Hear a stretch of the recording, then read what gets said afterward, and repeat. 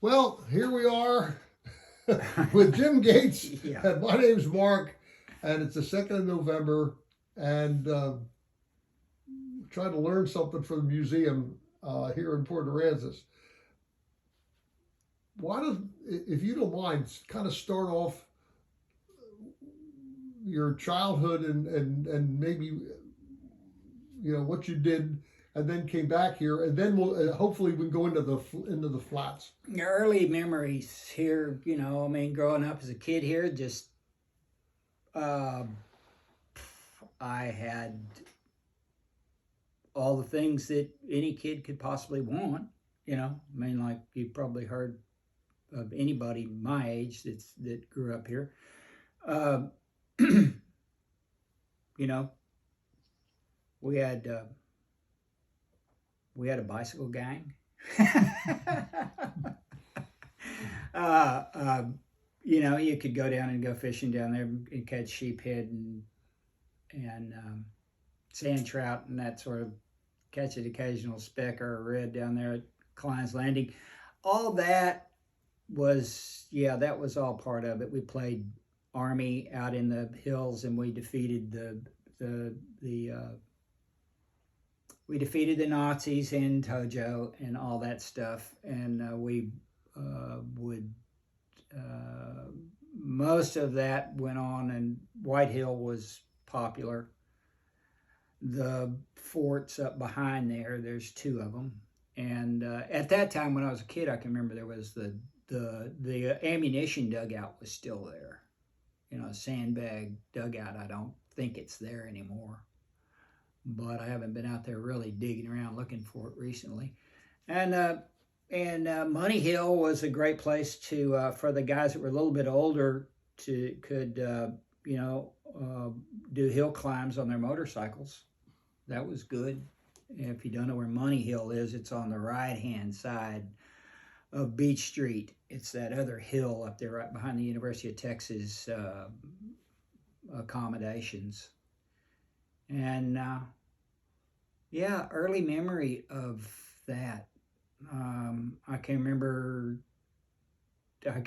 shooting ducks between Beach Street and White Hill in the pond that's there. That pond is still there now, and it might have moved around or come up and gone down, but anyways, that's where it is now.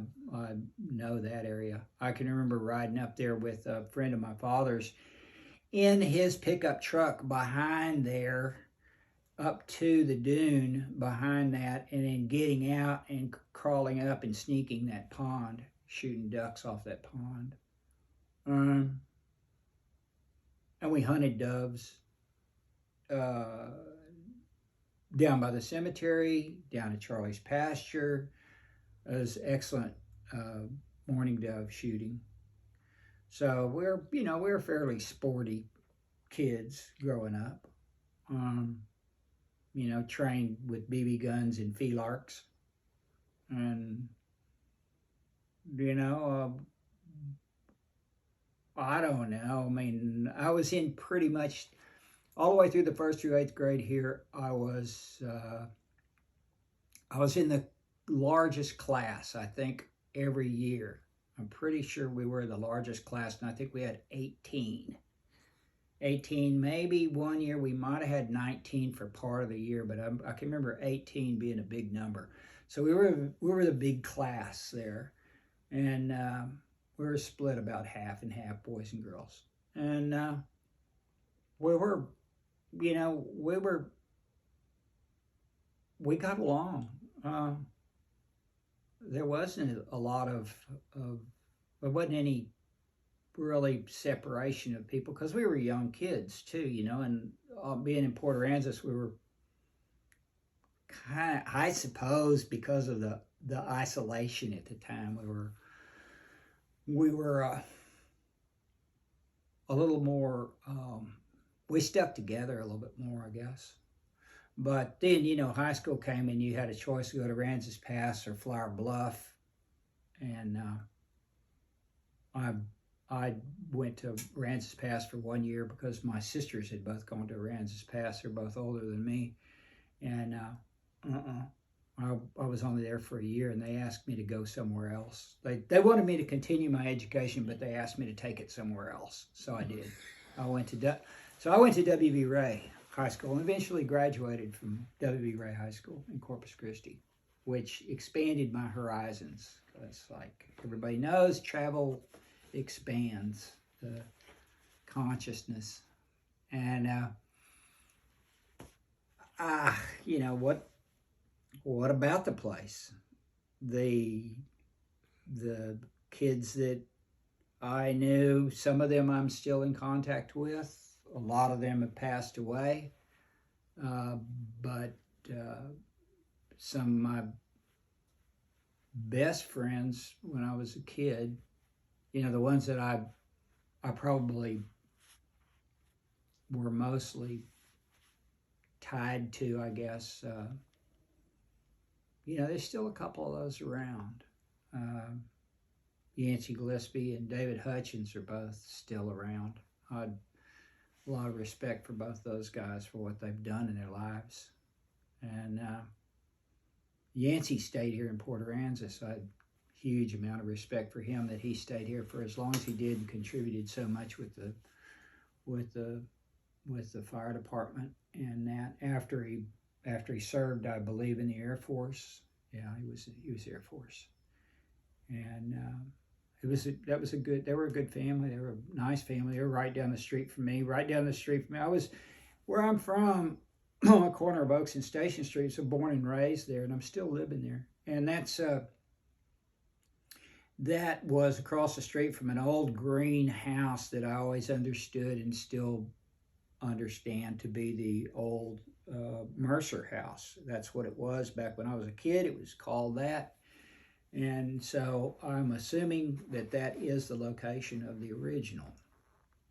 I'm sure that's subject to dispute, but I always like to say, when I look at the charts, the old maps that are drawn up from the old Mercer settlement, that would put our house somewhere around the cow pen or the horse pen, which makes perfect sense because there's a lot of that sort of stuff went on in my house. But Grandma Teller lived across the street. Henry Studeman and Johnny Studeman, who is a very tight friend of mine, was right down the street. Mickey Curry, right next door to him. Jerry Curry, Gerald Curry's son. Gerald and Ann, they were wonderful people right there. That neighborhood was across the street from me with the Dryers. Dennis Dryer lived across the street from me. And his father and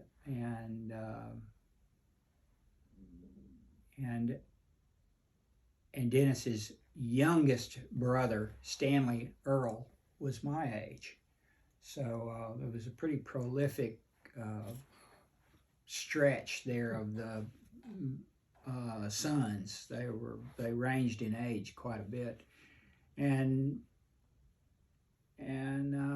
we were all buddies. There were other guys that came here that were here for a few years that I ran with and that sort of thing, but had good school teachers, some of the most wonderful people in my history. I had Mrs. Henry was my third grade teacher, and she was a really cool lady, really nice.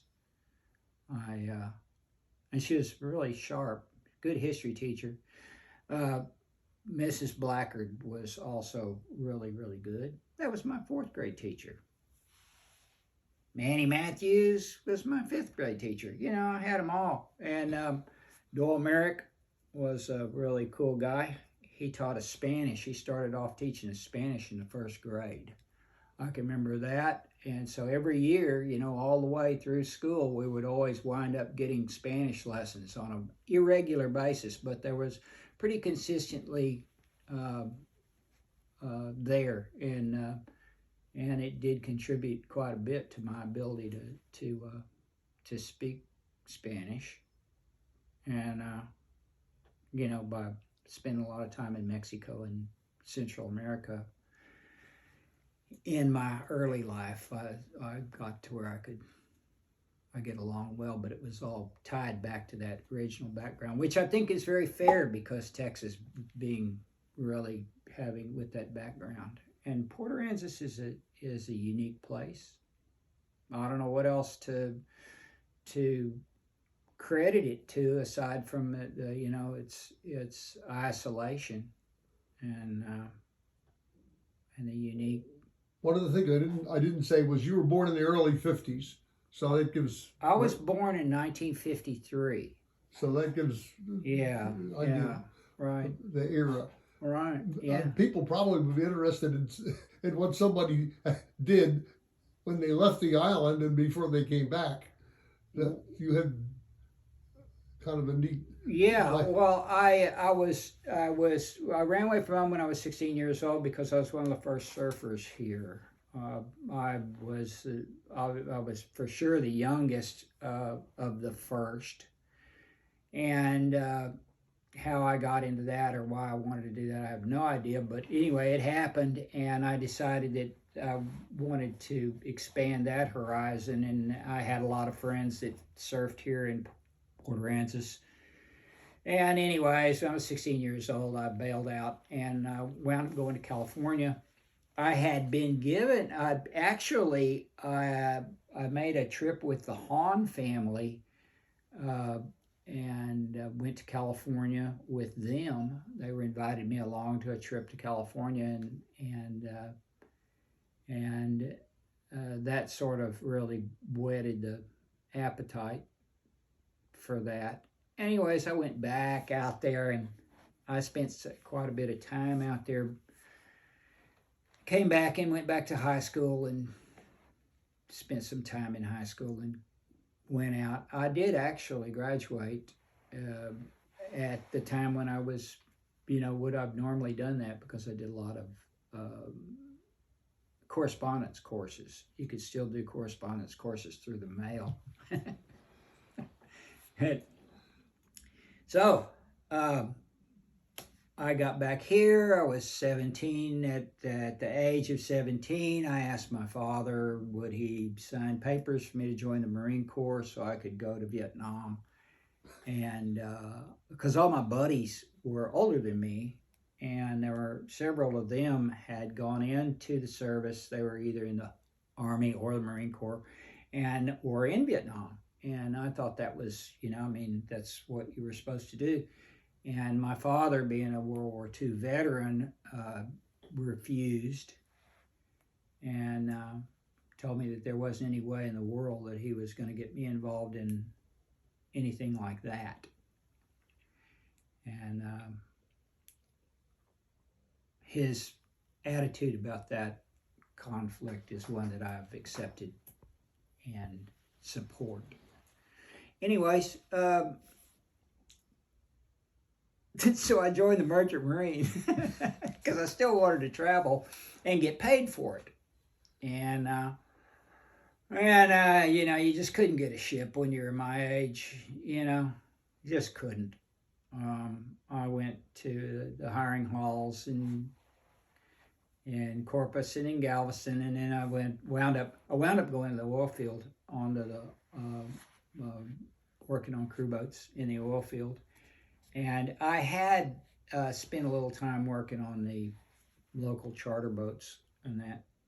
And so when I came back here, I continued to work on the local sport fishing boats. And I did that for, you know, several years. That's what we did. And I learned to do all the things that it seems like deckhands are prone to doing. And not always the best behaved person in town, that was for certain. A lot of amends have gone into that, into my later life connected to that previous iteration of me. And I was in Central America in 1980 and 1981 and 82. Costa Rica. And down there surfing, I went to Costa Rica in 1981. I went to Costa Rica, excuse me, I said 1980, it was 81. I went there, and after I lost my wife to cancer, and my daughter was born, and just prior to my wife's death. And she was born in Mexico City. And the reason we were in Mexico City is because we couldn't get treatment for her. We couldn't get cancer treatment without using a method that was guaranteed to cause the death of the unborn child. And Linda, my wife, didn't want anything to do with that. And so we thought that there might be a chance. There was a method of treatment called interferon treatment. It was very new, and they weren't sure. And as it turns out, I don't think it's very effective, or if effective at all. But anyways, it was still being used, being tried in Mexico. It was illegal in the United States at the time. And so her father, who lived in New Orleans, which is where we were at the time, we were in New Orleans, we wound up having to fly down in a private jet to there because of her father knew some people because he was in the shipping business. And we went down there. There's the only way we could go. Couldn't fly commercial. They wouldn't let her fly commercial. And we went there, and a week later, my daughter was born, and Linda passed away. And my daughter's name is Sandra, and her and I are still pretty close. but at that stage, I was not really very good at keeping my head straight and my feet on the ground, and so I basically handed my daughter, after 9 months of keeping her myself, I handed her off to my mother and my sister, and they did a wonderful job of raising my daughter. I went to Costa Rica, and I kind of felt like if I hadn't gone to Costa Rica, I would have gone even farther down that very dark path. But you know, I mean, I was a Port Aransas guy, so I wound up coming back here, and then was back running a sport fish boat, and was given the opportunity in 1984 to go to Australia for 10 days with the people I worked for, whose boat I was running. And I did, and I liked it so much that I stayed for 17 years. I made a couple of trips back and forth. My wife, I met a girl in Australia, a wonderful girl in Australia, and we worked together on the boats in Australia. The last 7 years I was there, she and I ran a long-range boat up and down the Great Barrier Reef, and I was the, at the time, and to my knowledge still, the only American citizen to have a full pilotage endorsement for the entire Great Barrier Reef in Australia. And I got my Australian citizenship because of marriage. My mother was diagnosed with cancer, and when she called me and told me that she was undergoing chemotherapy, and it scared her. And up to that point in my life, the only way that any of that had worked was anytime I got into a bind, it was my mom that I called. And this time it was her calling me. And so we promptly finished up our business, closed out our lease on the boat, paid our taxes, and got on a plane, Tess and I, my wife and I, and we flew back here. Now, prior to that, Tess and I had come back here, and that's when, and she applied for and attained her U.S. residency. And the best part about it was we came in the dead of winter, and I think it was about 1986 or 87. And it was a terribly cold winter, and we got here in the dead of winter, coming back from the tropics, and she arrived here, and she'd heard all these wonderful stories. I told her about Port Aransas and what a wonderful exotic place it was. Now my grandmother had this pub, and it was all great. We got here, and it was gray, overcast, below freezing, and she thought it was a giant practical joke that I had orchestrated. She really did. She really did not believe that this was, and we were in shock from the temperature change and the whole jet lag thing that we were going through. But when we finally got up and got to moving around the morning after we'd gotten back after that 22-hour flight, she was just shaking her head. I had a truck.